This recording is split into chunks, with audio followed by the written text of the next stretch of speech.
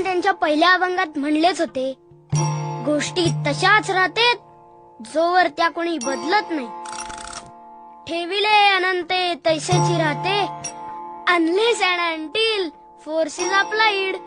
संत Newton तसं खरंच बोलले. काही केलं नाही तर गोष्टी, माणसं, ठिकाणं, नाते आणि आपण स्वतःही एकतर तसेच राहतो नाहीतर कोमेजून जातो. आपल्यात बदल होणं, नवनवीन गोष्टी शिकणं गरजेचं आहे. दरवेळी स्वतःत बदल करण्याचं हे भूत मला 9 वर्षाला चढतं. 9 दिवस ते राहतं, पण नंतर कुणीतरी लिंबू फिरवून ते भूत उतरवतं. म्हणून यावेळी काहीतरी नवीन करू म्हटलं. वर्ष सुरू व्हायच्या आत स्वतःत थोडेसे बदल करायचं ठरलं. तसं तर मला लई काय काय करायचंय. फास्ट फूड बंद करायचंय, थोडा व्यायाम करायचाय, चांगली फोटोग्राफी शिकायची आहे, आपल्या बिझनेसला सिस्टमॅटिक बनवायचंय, त्याला चांगलं नाव द्यायचंय, 2025चा प्लॅन आखायचाय आणि अजूनही बरेच कार्यक्रम करायचे. पण हे सगळं मी एकटा करणार नाहीये. माझ्या पाठीशी भगवंताचा आशीर्वाद आहे. चेष्टा करत नाही, खरं सांगतोय. आणि भगवंत जे सांगतील तसंच आपण करणार आहे. श्रीमद भगवद्गीता वाचणारे, जगणारे, आपली रोजची कामं